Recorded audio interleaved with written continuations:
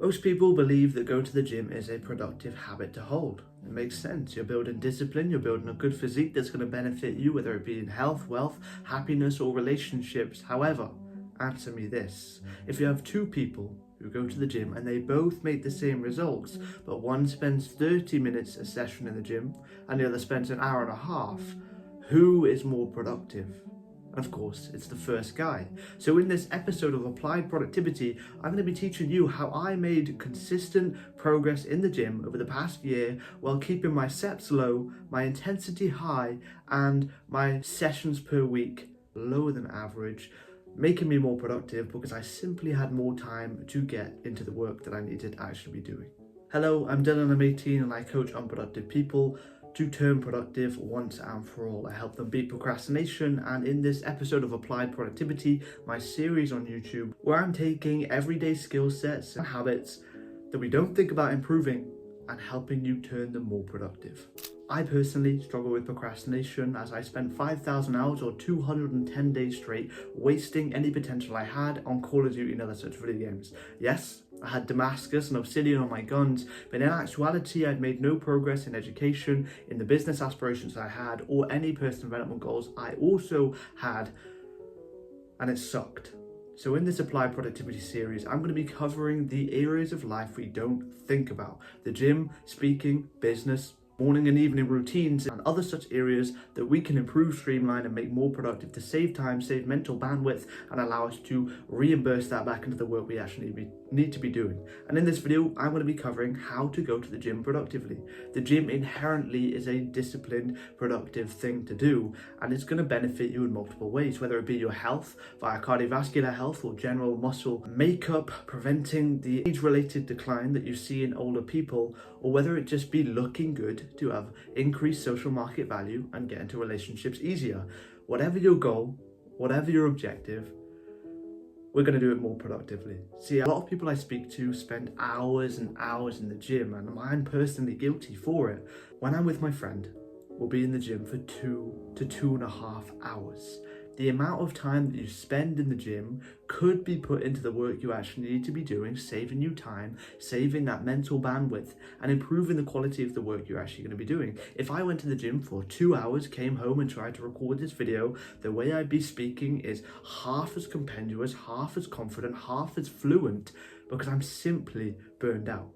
Not only that, studies show that you don't actually need to go for that long to make the same results. A lot of studies are now indicating that you can get the same muscular hypertrophy as long as these sets are taken to higher intensity than usual, but with lower actual set volume. So you could go to the gym, you could do one set with super high intensity, and you could make similar, if not the same progress in muscular hypertrophy as someone who goes and does 4 to 5 sets with mildly intense effect. So that's the first part of this video. That's the first actionable step, is to lower your sets. How do we get out of the gym faster?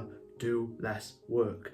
2 sets per exercise is perfect for hypertrophy. When I go to the gym on push day, 2 exercises for chest, but with 4 sets in total. So 2 sets on a bench press, on an incline dumbbell bench press, 2 sets on a pec deck or cable fly, and then 2 sets on a tricep superset, which takes us on to the second actionable step. Supersets are your best friend. I personally do a tricep push down to overhead French press superset, and it saves me a significant amount of time while still being muscular hypertrophy focused and perfect for muscle while keeping it productive.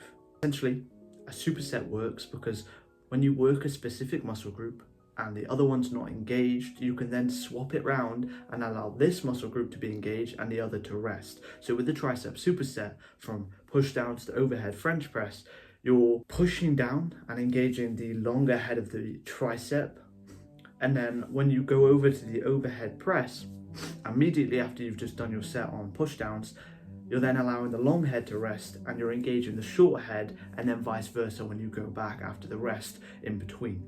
Supersets are your best friend. They save you time, they make your workouts more efficient, and they save you a lot of energy that you can be putting into the work that's actually progressing you. The third actionable step to improve the productivity of your gym workouts is to time your rests. Stick to 2 to 3 minutes rest per set, and then you will save time, you'll be more productive, you'll be out the gym faster, you'll make your workouts more efficient, and if you're a busy person with lots of stuff to do, this is exactly what you need, and this is why I'm making this series. Just before we get into the next tactic to improve the productivity of your gym workouts, I do have a unique opportunity for you. The top link in the description will take you to the full applied productivity playbook, in which the most detailed protocols will be revealed to you, and it's a plug and play system. You learn the strategy, you learn the concepts, you learn the actionable techniques in hyper detail, and you're able to apply it directly to your life immediately, giving you that productive boost over your competition. It covers all the aspects I'm covering in this productivity series, but in much deeper detail. If you're interested in actually making progress, in investing in yourself, in 10xing your productive output, then the top link will take you there. Let's get into the next tip. And the fourth actionable step in this video to improve the productivity of your workout sessions is to plan the workout in advance. Again, there's two people, they both go to the gym. One knows exactly what he's doing when he gets in there, and the other has no idea until he gets there. Who is going to be more productive in the gym? And of course, it's the first guy. If you go in there with the exact envision of what you're going to do, this exercise, this exercise, this exercise, leave, you're going to save so much time, so much energy, so much mental bandwidth, and you won't struggle with this decision fatigue and cognitive overload of deciding on the spot what you're going to do. And you'll be able to reimburse those brain points per se into the work that you actually need to be doing if your objectives are business focused and you're not a professional bodybuilder. And finally, number 5 is to tactically work out with a friend.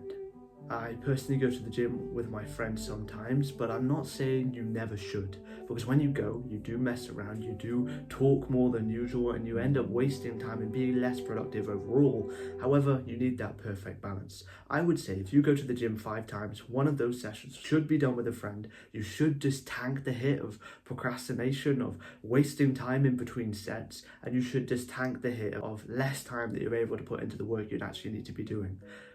It's a small hit, but it's a large gain, because you're actually reigniting the passion for the gym. Becomes less monotonous, it becomes more of a fun activity, and you're socializing. So it's going to be releasing oxytocin, serotonin, and generally improving your mental health, making the work you do during the week most likely more productive, most likely more consistent, most likely steering you away from burnout. So 1 in 5 sessions should be done with a friend. And that was it. That was 5 actionable steps that you can utilize to improve the productivity of your gym workouts and make sure you save time, become efficient.